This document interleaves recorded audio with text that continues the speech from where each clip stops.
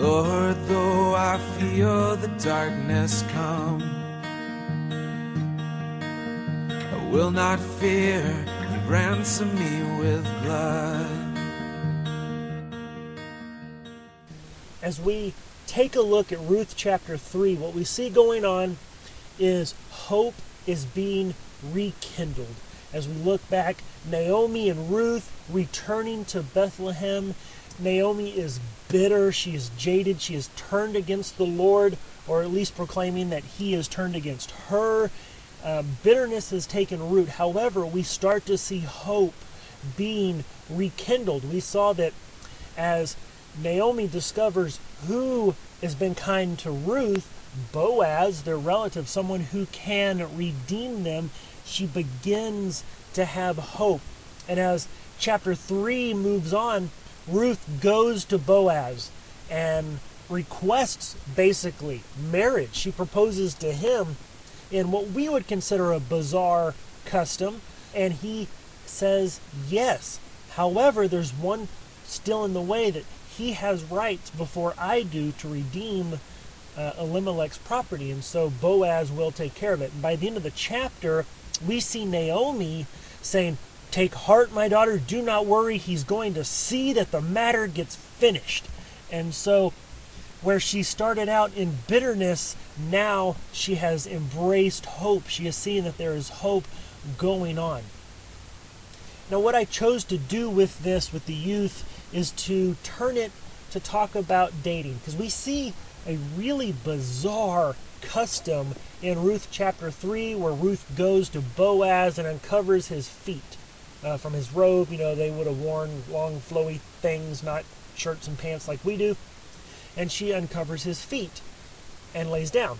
He wakes up, feet's cold, he wakes up and realizes there's somebody laying next to him or beside him or down by his feet, and goes, "Hey, who's there?" And she says, "It's me, Ruth. Please extend your garment over me. Please cover me." This wouldn't be, "Hey, let's come snuggle up." There's plenty of material for him to just cover her. But this would be symbolic of him accepting her, that he would provide for her, that he would cover for her, that he would cover her, that he would take her as his wife. And so we see this, and it's like, well, that's really weird.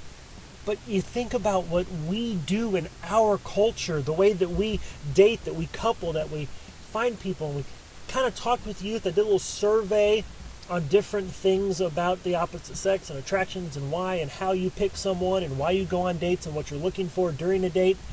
And not surprising, because I've seen statistics, but so much of the answers of our culture and the way we are taught to view relationships is based on superficial, shallow pleasures.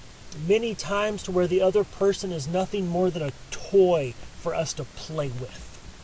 And that is not the way the Bible has relationships to be. A man and a woman coming together in the Bible is symbolic of the union of us and Christ.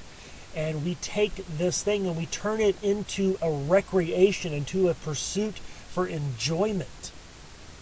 And we don't understand and learn how the bond and commitment between two people is what is the goal. It's what our hearts are longing for. And instead, we corrupt it into a pursuit of pleasure.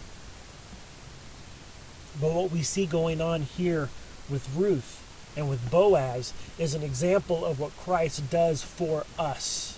And he redeems us, and it's not a pursuit of getting joy and happiness out of it, but a commitment of a union of a man and a woman coming together to provide, to care for, to be united together with one another.